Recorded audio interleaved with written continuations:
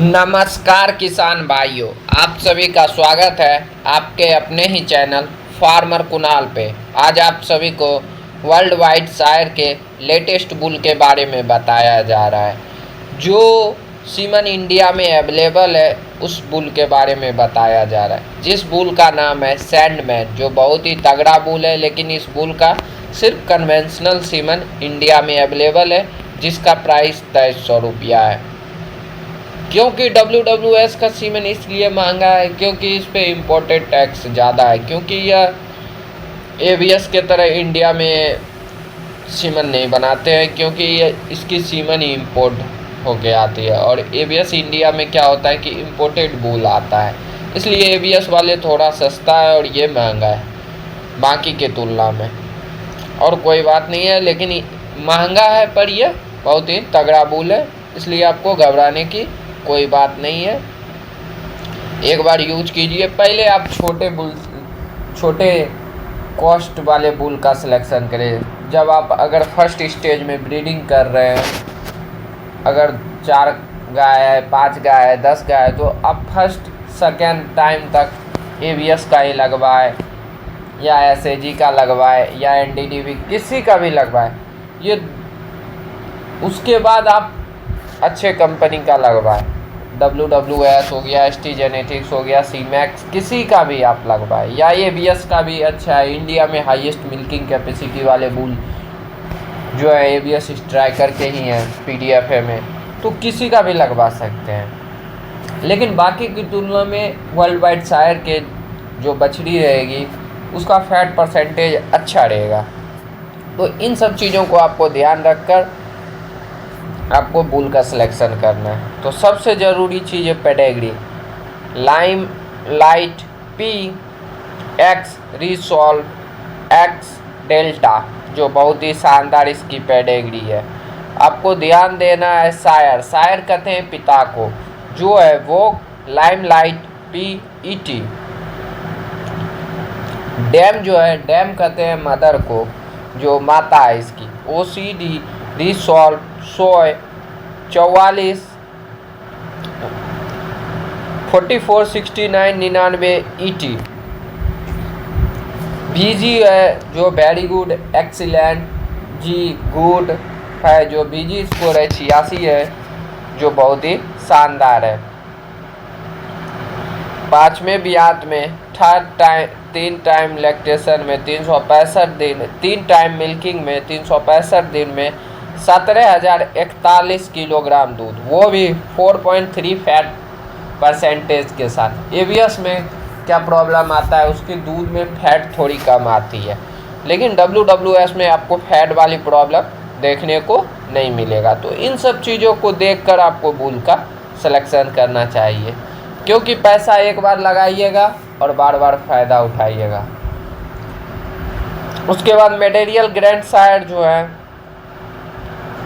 Bloomfield JD resolve ET। JD बहुत ही शानदार blood line के बुल रह चुके हैं, इसकी कहने की बात नहीं है। नॉर्थ अमेरिका की बहुत ही शानदार बुल रह चुके हैं। उसके बाद बॉर्न ऑन सितंबर 9 2019, जो बहुत ही शानदार है। बताता हूँ क्यों कि यह एक यंग रोमन बुल है और कन्वेंशनल है। इसका सेक्स सीमन नहीं आता है, इसलिए आप समझिए कि 50% बछड़ी आने का चांसेस है। और वही जिसका सेक्स सॉर्टेड सीमन आता है, अगर आप उसका कन्वेंशनल लगा रहे हैं तो 5% ही मैं मानता हूँ बछड़ी आने का चांस रहता है, क्योंकि 90 से 95% जो उसका शुक्राणु रहता है सेक्स सॉर्टेड निकाल लिया जाता है। वो 5% में जो गिना चुना हुआ छटा हुआ बच जाता है, उसी में जो शुक्राणु मजबूत रहेगा उसी के कारण बछड़ी आ सकता है। जो लड़ेगा XX और XY में, जो जीतेगा वो आएगा। तो इन सब चीज़ों को आपको ध्यान देना है कि कोशिश करना है कि आप कोशिश करें ऐसा कन्वेंशनल बुल लगाए कि जिसका सेक्स सॉर्टेड सीमन ना है या सेक्स सॉर्टेड लगाए। जिससे क्या होगा, अगर 10 गो को आप अपने फार्म पे लगवाए कन्वेंशनल, तो आप जान लीजिए कि 6 गो तो ज़रूर आएगा हीफर। जब 6 हीफर आ जाएगी ना, तो फिर आपको मज़ा आने लगेगा काम में। और ABS के तुलना में WWS की बछड़ी बड़ी होती है और वेट भी गेन थोड़ी ज़्यादा करती है बाकी की तुलना में। ABS की बछड़ी छोटी होती है लेकिन बाद में वेट गेन करती है। तो ये सब चीज़ों का फ़र्क है, लेकिन ये सब चीज़ें थोड़ा फ़र्क दिखता है आपको लेकिन बहुत फ़र्क डालता है। उसके बाद बीटा कैसीन जो है A2 मिल्क है। कोई भी भाई डेयरी प्रोडक्ट बना रहे हैं तो इस बुल का यूज करें, क्योंकि A2 मिल्क अपना मार्केट में सप्लाई कर सकते हैं। साथ में कीपा कैसीन जो है BB है, जो चीज़ के लिए सबसे शानदार है। डेयरी प्रोडक्ट में जो चीज़ निकलता है सबसे ज़्यादा, जिसमें BB रहेगा उसमें सबसे ज़्यादा निकलेगा, जिसमें AB रहेगा उसमें थोड़ा सा कम, जिसमें AA रहेगा उसमें सबसे कम रहेगा। तो इन सब चीज़ों को देखकर आपको बुल का सिलेक्शन करना है। इन सब चीज़ों पे भी बुल का जो स्ट्रॉ रहता है उसका प्राइस डिपेंड करता है। तो इन सब चीज़ों को आपको ध्यान रखना है। उसके बाद डॉक्टर एवरेज जो है 11,139 किलोग्राम फर्स्ट लैक्टेशन में, वो भी 4.70 फैट परसेंटेज के साथ, जो बहुत ही तगड़ा है। इसकी जो बछड़ी आएगी, चारों पाँव रहेंगे वाइट, पूंछ की बाल जो रहेगी वाइट रहेगी, बाकी ब्लैक एंड वाइट पैटर्न में रहेगी, जो बहुत ही शानदार है। इसकी जो TPI है, इंडेक्स आपको देखना चाहिए, बहुत ही तगड़ा है, जो 2893 है। नेट मेरिट प्रॉफिट आपको $325 का और चीज मेरिट प्रॉफिट $369 का कराएंगे, जो बहुत ही शानदार है। उससे भी ज़रूरी चीज़ है इसकी प्रोडक्शन देखना, जो PTA मिल्क है। PTA मिल्क जो है इसकी -415 है, लेकिन माइनस दिख रहा है, लेकिन जो भाई स्टार्टिंग में WWS का लगवाना चाह रहे कन्वेंशनल में, ये लगवाइए, बहुत ही शानदार। इन सब से उतना तो फ़र्क नहीं पड़ेगा, धीरे धीरे इम्प्रूवमेंट होता है। अगर कोई भाई सोचते हैं 1 साल में इम्प्रूवमेंट होगा, ये नहीं होता है भाई। आपको 10 से 12 साल लग जाएंगे अच्छी खासी ब्रीडिंग में। जब आप 6 से 7 जनरेशन अपने फार्म पे ले लीजिएगा तब आपको अलग मज़ा आएगा। उसके पहले अगर आप सोचिएगा पंजाब के तरह कि उतना कैपेसिटी वाले भाई क्या मिल्किंग में आ जाएंगे, लेकिन बॉडी स्ट्रक्चर सब में टाइम लगते हैं जेनेटिक सुधरने में, क्योंकि पंजाब बहुत दिन से काम कर रहे हैं। लेकिन हम लोग अभी शुरू ही किए हैं, बिहार यूपी सब में। यूपी में तो बहुत काम चल रहा है डेयरी फार्म में ब्रीडिंग पे, साथ में बिहार में भी बहुत तगड़ा से चल रहा है, कहने का जोर नहीं है। गुजरात का तो जोर ही नहीं है, महाराष्ट्र का जोर नहीं है, बहुत ज़ोर शोर से काम चल रहा है।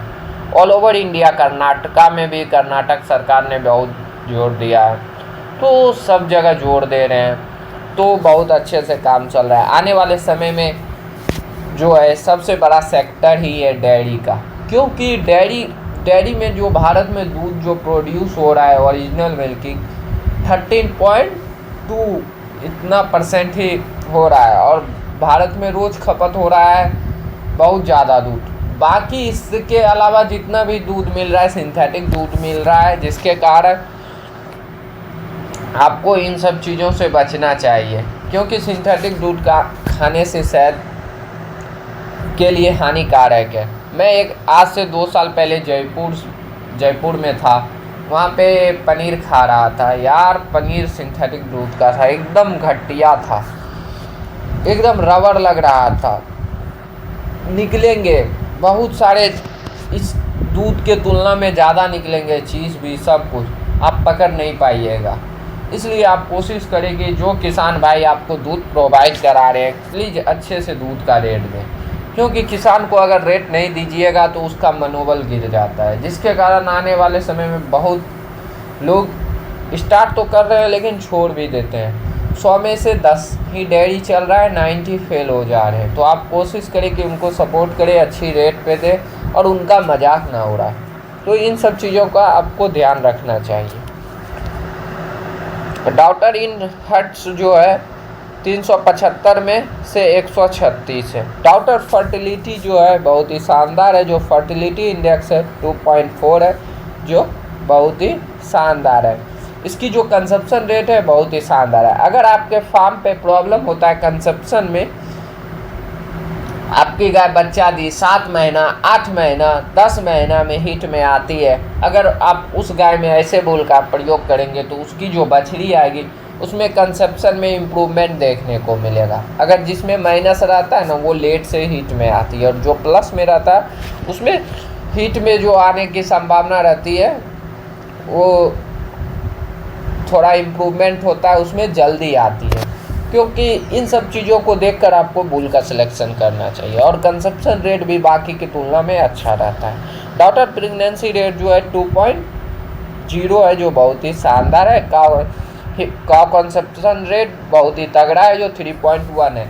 मैं बोलता हूँ भाई, मेरे पास एक गाय है जिसको मैं सेक्स सॉर्टेड सीमन लगाया हूँ मैजिक का, जो 3 ब्यात की होगी, चौथे ब्यात में बच्चा देगी 2 महीने में भाई, एक बार में कंसीव कर जाती। ये सब मन की भरम है, तो इन सब चीज़ों से हटिए। अगर आपका न्यूट्रिशन सही है, मिनरल सब रेगुलर रेगुलर दे रहे हैं, साथ में सीमन सही है, टाइम पे पड़ रहा है, बसदानी में कोई इन्फेक्शन नहीं है, तो कंसीव जरूर करेगी। अच्छे कंसेप्शन वाले अगर बुल को लगाएंगे तो जरूर करेगी। तो इन सब चीज़ों को आपको ध्यान देना है। और हीफर कंसेप्शन रेट जो है 0.2 है, जो बहुत ही शानदार है। अभी फ़िलहाल मेरे पास 4-5 बछड़ी है जो बहुत ही शानदार है। उसके सबसे पहले जो थी एक WWS की डोनाल्डिनो थी, जो अभी नहीं है, फ़िलहाल मैं सेल कर चुका हूँ। उसके बाद उसकी बछड़ी है स्पाइक, वो अरमाडा से प्रेग्नेंट है। उसके बाद ABS की प्रीत है। उसके बाद अरमाडा है, मैजिक है, और मैजिक सारे आ रहे हैं, और सारे बहुत सारे हैं। लेकिन बहुत सारे को कुछ सेल भी करता हूँ, जो ब्रीडिंग कर रहा हूँ, जो लोकल वाले हैं उससे निकालते जा रहा हूँ, और अच्छी बछड़ी को तैयार कर रहा हूँ। तो आपको छोटे स्तर से काम करना चाहिए, ना कि बड़े स्तर पे एक बार पूंजी फंसा कर, क्योंकि पूंजी फंसा देने से छोटे स्तर में क्या होता है कि अगर आप फंसाए नहीं चला तो बंद कर दीजिएगा, ज़्यादा नुकसान नहीं होगा। अगर बड़े स्तर पे अगर आप पूंजी फंसा देते हैं, अगर सक्सेस नहीं हुए तो बहुत सारा नुकसान झेलना पड़ता है। तो इन सब चीज़ों को देखकर आपको काम करना चाहिए। सबसे पहले उसका जानवर आने से पहले उसका खाने का व्यवस्था और दूध का व्यवस्था कर लेना है, कहाँ देना है। उससे भी ज़रूरी चीज़ है मैनेजमेंट रेट, जो है इसकी सायर एस जो है 1.8 है, डॉटर एस जो 1.5 है, जो बहुत ही शानदार इम्प्रूवमेंट देखने को मिला है। सायर स्टील बर्ड जो है 5.9 है, डॉटर सायर स्टील बर्ड जो है 4.8 है, जो बहुत ही शानदार है। प्रोडक्टिव लाइफ जो है 3 है, जो बहुत ही शानदार है। आप जान लीजिए सायर स्टील बर्ड और डॉटर सायर स्टील बर्ड, आपको इन सब चीज़ों को ध्यान देकर बुल का सिलेक्शन करना चाहिए। क्योंकि अगर जितनी पतली गर्दन रहेगी और जितना माथा छोटा रहेगा, बच्चा देने में आसानी होगा, डिस्टोकिया होने का चांसेस कम रहेगा। अगर आप अच्छे वाली बछड़ी को लगा देंगे, अच्छे महंगे सीमन, लेकिन जिसका sire stillbirth, daughter sire stillbirth ये सब ज़्यादा रहेगा, तो उसमें क्या होता है, बच्चा फंसने की संभावना ज़्यादा रहती है। उसमें क्या प्रॉब्लम देखने को रहता है, जो अच्छी गाय रहती है या बछड़ी रहती, जितना मिल्किंग पे आएगी ना उतना नहीं आएगा, क्योंकि घींचतान होता है बच्चा निकालने में, साथ में यूट्रस में इन्फेक्शन देखने को मिलता है, और साथ में क्या होता है उस ब्याज में उतना दूध पे भी नहीं आ पाता है। इसलिए आप कोशिश करें कि इन सब चीज़ों को ध्यान रखकर बुल का सही सिलेक्शन कर आप AI करवाएंगे, तो जिससे आगे चलकर आपको फ़ायदा देखने को मिलेगा, और वो गाय जब अपनी पीक पे आएगी तो शानदार मिल्किंग करेगी। उसके बाद प्रोडक्टिव लाइफ जो है 3.0 है, जो बहुत ही शानदार। सोमेटिक सेल स्कोर जो है बहुत ही शानदार है। जिस बुल का सोमेटिक सेल स्कोर 3 से नीचे रहेगा वो बुल आप यूज करें भाई।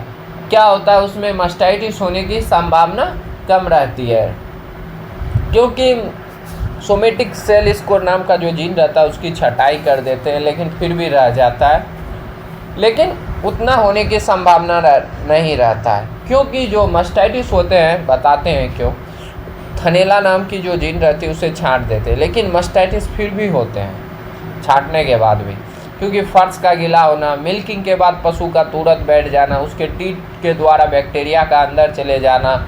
साथ में क्या होता है, और एक रीज़न बता रहा हूँ, मिल्किंग के बाद पशु को फीडिंग कराए, जिससे पशु बैठेंगे नहीं तो पशु को मास्टाइटिस नहीं होगा। उसके बाद एक और चीज़ बता रहा हूँ, मिल्किंग के बाद पशु को आपको क्या करना है, एक चीज़ और बता रहे हैं, डीप आते हैं पोविडीन आयोडीन का, वो भी लगा सकते हैं, जिससे टीट बंद हो जाता है, जिससे बैक्टीरिया अंदर नहीं जाएंगे। साथ में फर्श का गीला होना, साथ में फर्श का समतल होना, अडर में चोट लग जाने के कारण भी मास्टाइटिस होते हैं। तो इन सब चीज़ों को आपको ध्यान रखना है, और जगह का सफाई सही से करना। तो इन सब चीज़ों का जब आप ध्यान रखिएगा तो आपको आगे चलकर फ़ायदा देखने को मिलेगा। CDCB ट्रेट्स जो है, इसकी जो स्ट्रक्चर है बहुत ही शानदार है, जो टॉल है, जो प्लस में है, जो 0.51 है, जो बहुत ही शानदार है। स्ट्रेंथ जो है बहुत ही शानदार है, जो प्लस में है, जो 0.06 है, जो स्ट्रॉन्ग है। बॉडी डेप्थ जो है हल्की सी माइनस में है, जो -0.29 है, जो शैलो है। डेयरी फार्म जो है हल्की सी माइनस में है, जो टाइट रिब्ड है, जो -0.85 है। रम्प विड्थ जो है प्लस में है, जो 0.53 है, जो वाइड है। रम्प एंगल जो है प्लस में है, जो 0.86 है, जो स्लोप्ड है। रियर लेग साइड व्यू जो है पोस्टी है, जो माइनस में है, जो -1.45 है।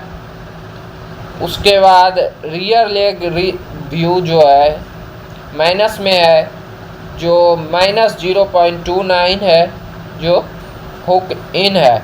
फुट एंगल जो है प्लस में है, जो 0.90 है, जो स्टीप एंगल है। उसके बाद फीट एंड लेग स्कोर जो है माइनस में है, जो -0.07 है, जो लो है। आपको कोशिश करना है कि जिन गायों को लैमिनेस सब की शिकायत देखने को मिलता है फार्म पे, उन सब चीज़ों को अवॉइड करके अगर आप ब्रीडिंग स्टार्ट कर रहे हैं शुरू में, तो आप लगाइए इस बुल का, बहुत ही शानदार इम्प्रूवमेंट देखने को मिलेगा। क्योंकि धीरे धीरे अगर आप लगाते काम करते जाइएगा तो आगे चलकर इम्प्रूवमेंट देखने को मिलेगा। ऐसा कोई ज़रूरी नहीं होता है। लैमिनेस क्या होता है भाई, हाई मिलकर पशु है, उसके शरीर से विटामिन मिनरल्स निकल जाते हैं, उतना न्यूट्रिशन प्रोवाइड नहीं होता, जिसके कारण बॉडी ड्रेन हो जाते हैं, जिसके कारण वो लैमिनेस सब का शिकार होते हैं। और कोई बात नहीं है, उसको उतने पोषक तत्व शरीर में मिल नहीं पा रहे हैं, जिसके कारण, और कोई बात नहीं है। तो इन सब चीज़ों को ध्यान रखना है। फिट एंड लेग स्कोर जो है बहुत ही शानदार है। ये 4 अडर स्कोर जो बहुत ही शानदार है, जो प्लस में है, जो 2.27 है, जो स्ट्रॉन्ग है। रियर अडर हाइट जो है बहुत ही शानदार है, जो प्लस में है, जो 1.42 है, जो हाई है। रियर अडर विड्थ जो है बहुत ही शानदार है, जो प्लस में है, जो 0.72 है, जो वाइड है। अडर क्लेफ्ट, जो अडर को 2 भाग में बांटते हैं उसे अडर क्लेफ्ट कहते हैं, जो हल्की सी वीक है, जो -0.03 है। अडर डेप्थ जो बहुत ही शानदार है, जो प्लस में है, जो 2.23 है, जो शैलो। आपको ध्यान देना है, अगर आपकी गाय की अडर थैला है तो उसमें मास्टाइटिस होने की संभावना बढ़ जाती है। लेकिन आपको ध्यान देना है कि अगर आपको इन सब चीज़ों से बचना है तो अच्छे बुल का सिलेक्शन करें। इसकी अडर स्कोर सब बहुत ही शानदार है, अडर हाइट भी बहुत ही शानदार है। आप यूज कीजिए, बहुत ही शानदार इम्प्रूवमेंट देखने को मिलेगा। जिस बुल का सोमेटिक सेल स्कोर 3 से नीचे रहेगा उसका अडर स्कोर भी ऐसे भी इम्प्रूवमेंट रहता है, बहुत ही शानदार रहता है। उसके बाद फ्रंट टीथ प्लेसमेंट जो है बहुत ही शानदार है जो प्लस में है, जो 0.31 है जो क्लोज है। अगर आपकी गाय की टीथ प्लेसमेंट दूर है तो क्लोज करवा सकते हैं, बहुत ही शानदार इम्प्रूवमेंट होगा। अगर क्लोज है तो भाई इस बुल का ना लगवाए और क्लोज हो जाएंगे। तो इन सब चीज़ों को आपको ध्यान रखकर बुल का सिलेक्शन करना है। रियर टीथ प्लेसमेंट बहुत ही शानदार है जो प्लस में है, जो 0.10 है जो क्लोज है।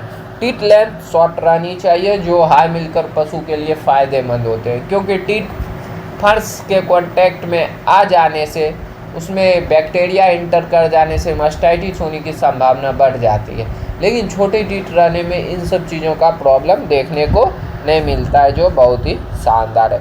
जो -0.90 है जो बहुत ही शानदार है, जो शॉर्ट है। तो वीडियो को ज़्यादा से ज़्यादा शेयर करें, लाइक करें, कमेंट करें। Thank you. डिस्क्रिप्शन में नंबर दिया गया है, कहीं पे भी आपको दिक्कत हो आप कॉल कर पूछ सकते हैं। थैंक यू, धन्यवाद।